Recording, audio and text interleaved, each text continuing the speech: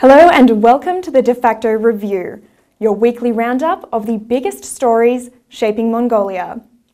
I'm Rachel Donovan and joining me tonight is our commentator Juggle Defacto coming up on the program.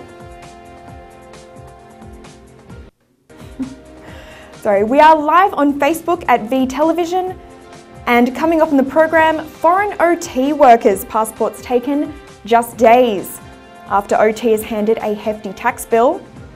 The government passes reforms to lower interest rates. Protests pop up in UB over pollution, taxes and labour changes.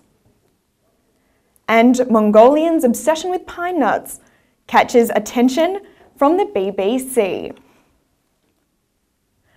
To our first story tonight, and immigration raided the Oyu Tolgoi copper gold mine this week and confiscated the passports of 40 Australian, American and Canadian contractors as officials crack down on contractors working illegally in the country. The West Australian reported on Friday that authorities claim the contractors were working in Mongolia on incorrect visas. Those expat workers were due to fly out of Mongolia on Monday, but have since been delayed while the issue is resolved. This is just the latest in a week of troubles for the mining powerhouse, as copper concentrate remains halted at the Chinese border over protests, and tax authorities have handed over a $155 million tax assessment. The mine's majority shareholder, Turquoise Hill Resources, has said that the company has paid all required taxes and they will issue a response to that assessment. Quite a few events hitting OT within just a few days, very early in the new year. Is this a sign of how the government will be dealing with mining companies in 2018? Well, I think this Australian newspaper were a little bit oversalted the situation. What happened was actually, as you said, Australian, Canadian and American 40 professionals were violating the law of visa. Every country has their own regulation on visa, and every country is dealing with that in a way that it does not repeat it. What happened was the people came for 3-month visa, the citizens of these 3 countries come without visa for 3 months. But during this, you should not work. If you work, you need special permission, which was not the case. And it was done. I contacted the Mongolian immigration office and I checked it, and these people were not supposed to work, and they were working.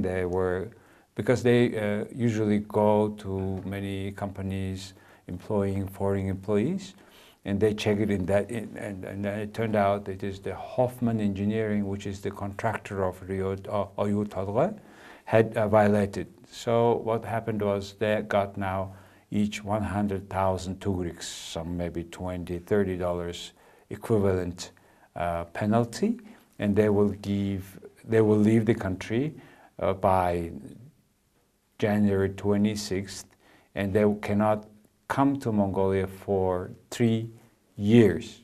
So it is a signal that for other foreign companies to follow all the rules like any other countries, you know. Mm-hmm. That's on this so-called raid.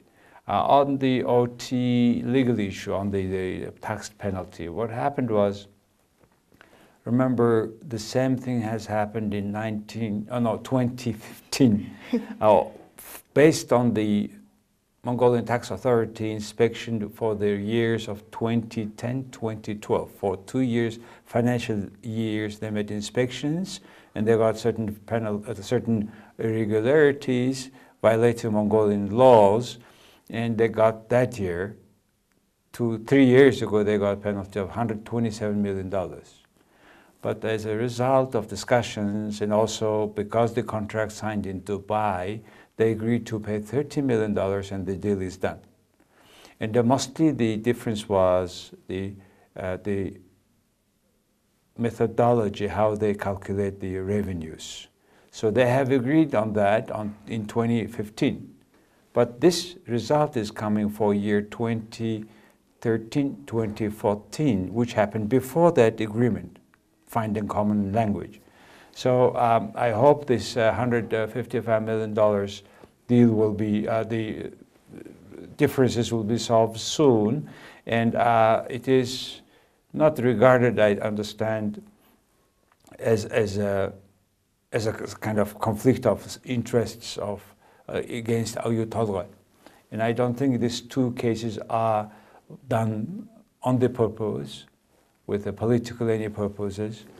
And I think it is just two cases happened at the same time. So I am a bit, I'm confident that they are not doing that on the purpose, and they are not going to deal, as you said, for this year, all through the whole year with the OT in that way. So I don't think it is a big issue. It just happened to be a coincidence. Yeah, that's what I really believe. Why might the government be paying extra attention to visas and foreign workers, not just at OT, but generally at foreign firms? Good questions, because we don't talk only about Canada, Australia, or Western countries, or Japan. We talk about our neighbor countries. There are many people coming, and we cannot do it separately for a particular country. So it is not a particular attention to a particular country. So we need to be in general, and we need to make sure that our laws and regulations are followed not only by Mongolians, but also by expatriates, or foreigners. So it is, I think, for example, last year, 2017, in Netherlands, 200 Mongolians were arrested for violation of the laws. Some of them were kicked out. And the same happening in any country. So I think mostly this kind of relations is based on the at the same level with each country. And this $155 million tax claim, you mentioned this isn't the first time that OT has been hit with a tax bill. Do you think that after receiving that tax bill in 2015, they should have taken a closer look at their regulations in that What period? I'm saying is they took, but the only thing is that 2015 bill, $127 million, was for the financial years 2010-2012. And this second bill is coming for the year 2013-2014, which is before this common agreement in 2015. And I'm sure that from next year, the sort of misunderstanding or different interpretation of our regulations will not be in between OT and Mongolian government, because this is such a big project that both sides to be really careful, that because the whole world is watching. This OT project is invested by many pensioners, many funds all around the world, so it should be at the level of that follows all the rules and the regulations. Everything should be by laws. To our next story, and Parliament this week passed sweeping banking reforms which aim to lower interest rates. The head of the Economic Standing Committee, D. Dumba Ochir, said the reforms will, quote, create opportunities for foreign banks to invest long-term at low cost. Montsime reported that the law prohibits banks from forming subsidiaries, and that banks including Golomt, Ulaanbaatar Bank and the Trade and Development Bank will be made to liquidate those subsidiaries that they already own. Can you, in addition to those rules about subsidiaries, can you break down some of the changes that have been brought about by these reforms? Yes, I would like to tell why the subsidiaries are cut off. And also, there is some 250 amendments to old banking laws, which was amended, by the way, 2010. So after 7 years, they have amended, included 250 different changes inside, but there are no words which says they will lower or they will restrict the saving or loan credit rate. But the general understanding, the whole concept of changing this law is that as a result of this implementation of this law, the interest rate in the country will go down. That's general expectation, at least that politicians' promises. But bad news is not every promise of our politicians are implemented. But however, it is worth mentioning the subsidiary issues of banks. With the subsidiaries' right to establish, some banks misuse their rights. According to Parliament member in our Minister of Justice, Mr. Nyamdorj, for example, Trade and Development Bank, through their subsidiaries, not only have been bought Irdnet and Mongol Rostsvetmet from Russians through the schemes that is not to according to the rules of the bank, but also they were ready to buy power stations number 3 and 4. Also, for these 2 power stations plus Baganur mining, coal mining. So they were ready to buy this sort of things. That's according to Mr. Nyamdorj. Through their subsidiaries? Yes. And they have bought the Irdenet and Mongoros, the 2 companies. The other were ready to buy. Then they have stopped it. The other thing is banks were investing into construction companies. In some cases, they were giving a loan, and if they are not performing, they were taking over their company, and they were keep increasing or keep at the high level the building prices, which in a free competition, ordinary construction company cannot do it. So I think it was preventing free competition in the economy, which is the heart of the free market. The third, for example, Trade and Development Bank and UB Bank, Ulaanbaatar Bank. These 2 banks are owned by one person, Mr. Erdenbilek. One is 99% UB Bank and 80% TDB through different names under his company. He has been creating companies, and he had all this ownership. And also, not only they have this sort of the previously mentioned companies, but also they have own media. TDB owns, for example, or that person, the owner of the TDB, owns Bloomberg Mongolia TV, Forbes magazine, and the government news, which is a very false name because the government has no government news. In Mongolia, in our law, government cannot have own news. But this old newspaper, which was forbidden, bought by them, and confusing people, readers, and they think, oh, it's a government news, because the name is government news, which is false, wrong. So they're misleading the people. So this sort of huge impact through their media on the social situation, the consciousness of the people. The other, Olymp Bank, that owner owns also a company called Mongol Mass Media. And through that, they own Eagle TV, Education TV, and other online newspaper. So banks not only own the banks or construction companies and other companies, but also media. And through all this across the board, they can have a more impact on Mongolian politicians, in particular through financing political parties. And the political parties in Mongolia don't report the true source of their money, which creates corruption, and our politicians are so dependent on those banks that they are afraid of talking about that. So they cannot straightly talk that, and so by the meaning of changing laws, they kind of try to limit the power of few individuals who own banks and other companies in this country. And it's unfair for free market economy. That's all.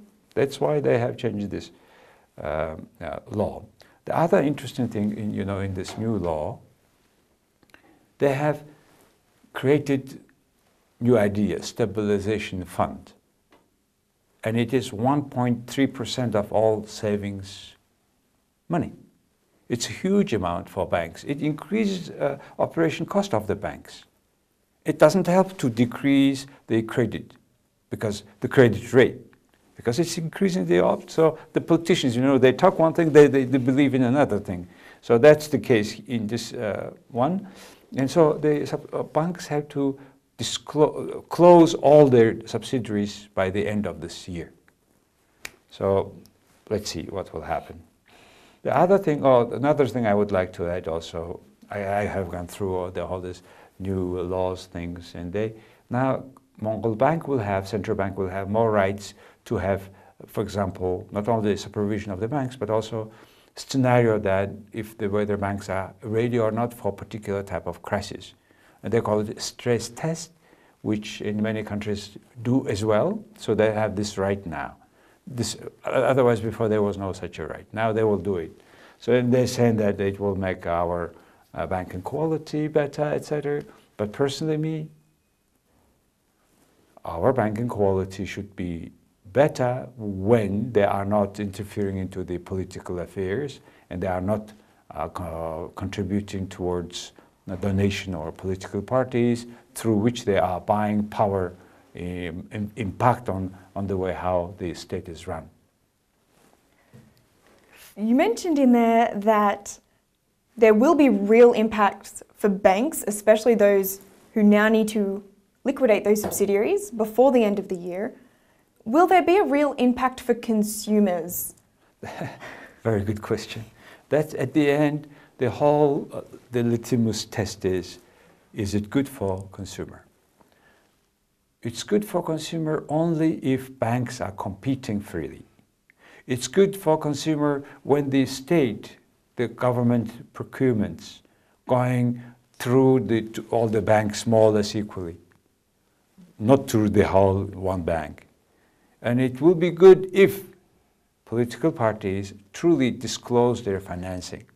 Then we will have less impact of the politicians and their related companies on the economy, which will increase free competition. Only free competition, free price will decrease the prices we pay for credit. And that's, I don't know how long it will take time for completely full understanding by politicians of that small little truth. Also this week, with regards to finance, Moody's upgraded Mongolia's sovereign credit rating from Caa1 to B3. What does that mean? Well, the reason before they have decreased to this position is now from which they have increased to the old position was this Mongolian government is in huge debt. It was not clear whether it can pay the bond on time or not. So what happened was they have managed to ask help from IMF, and with IMF money, we just the most we can borrow because this right only less than $500 million. But with these conditions, if a government agree with the IMF conditions, then other donor agencies like World Bank, ADB, Japan, Korea were coming and putting money into Mongolian economy for certain projects. So this immediately changed the financial strength situation, the tension we had before paying their first bond. So, and then they got this money coming into the people's confidence, investors in Mongolian bonds, confidence have either increased or more or less relaxed. So it gave a chance for Moody's to bring it up to that level. But however, it is not that high level that everybody can be confident in our economy. We still need, Mongolia still need to make our economy more competitive, less dependent on commodity prices or export of coal and copper, on which unfortunately we are so much dependent today. So this Moody's rating will be always changed depending on the price of coal, export of size of coal to China. But China is creating different obstacles at the border whenever they want. So that's the situation.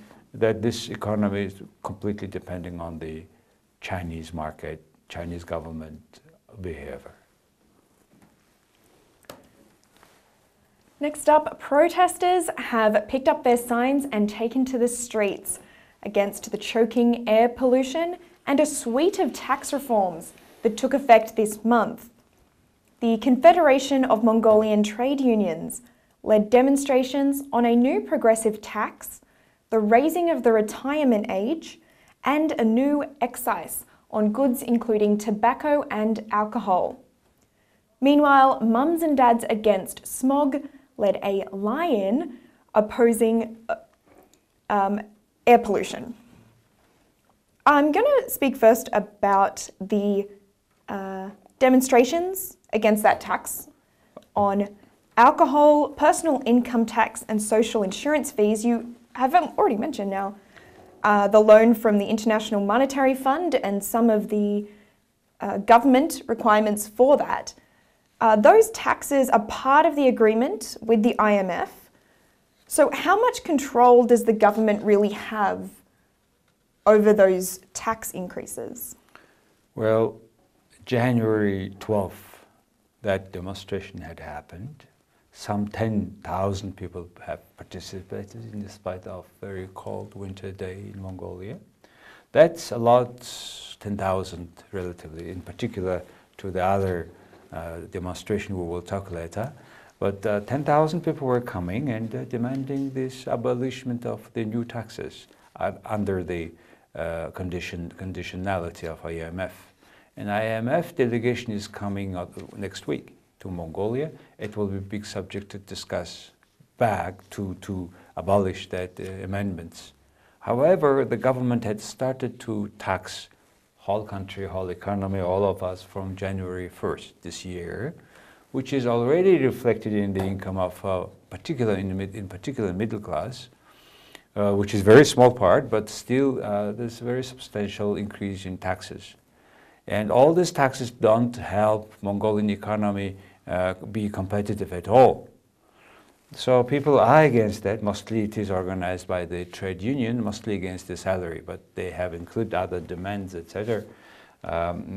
So will be there any results? Probably yes, a little bit. Somehow, at least some of them will be decreased or neglected back or stopped after the agreement with IMF.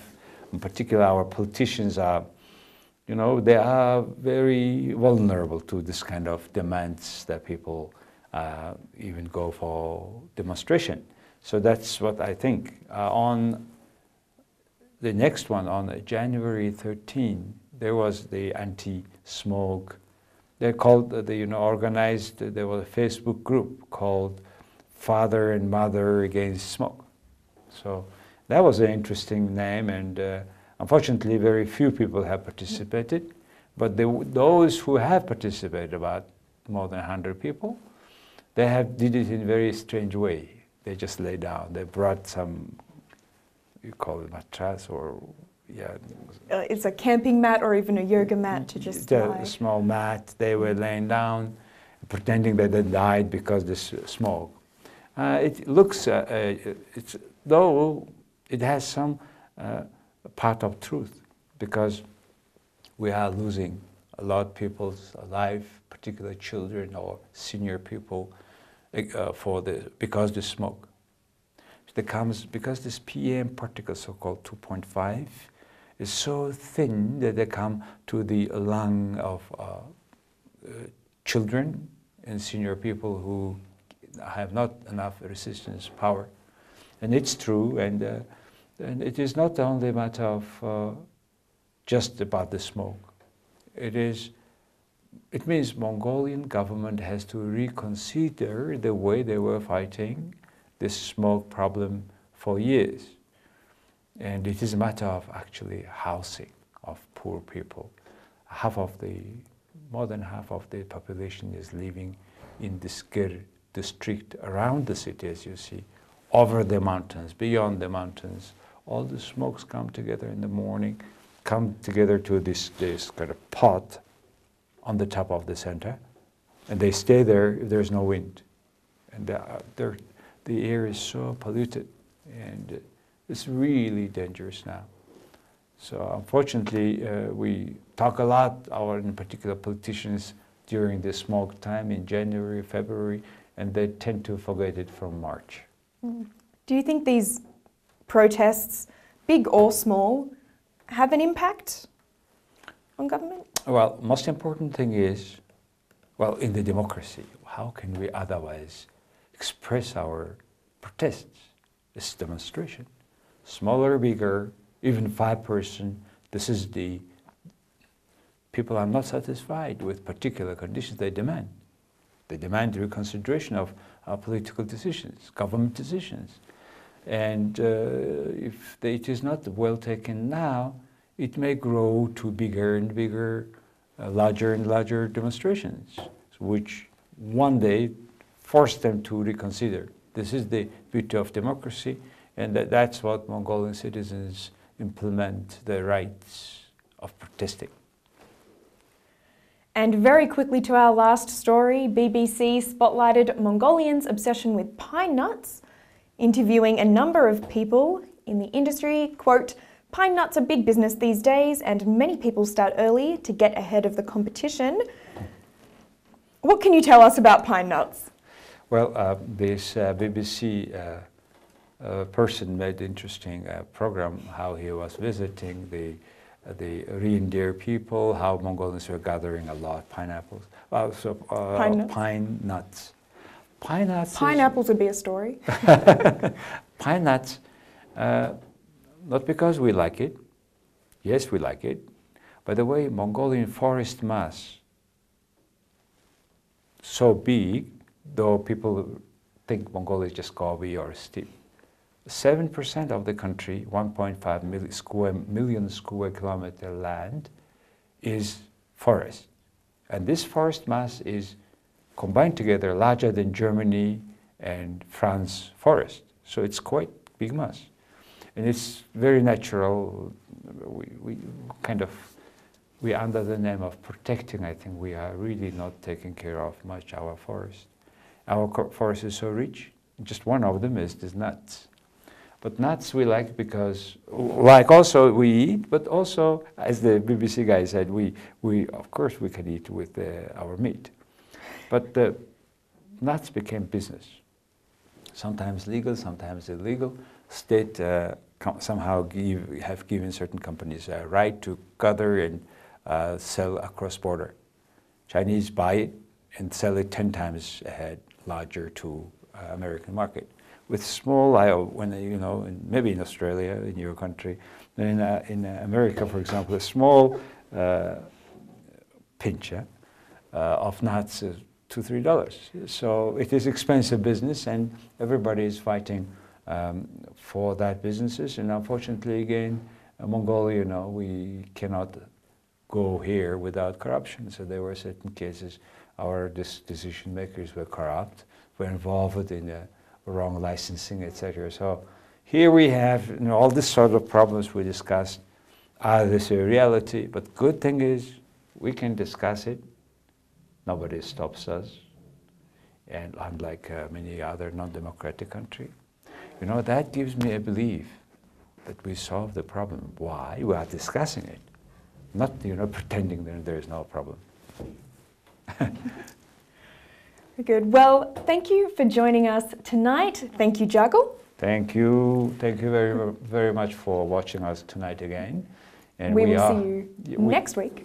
We are on Facebook, as Rachel said. So see you next week at 8 o'clock in English, our program. Thank you for staying with us.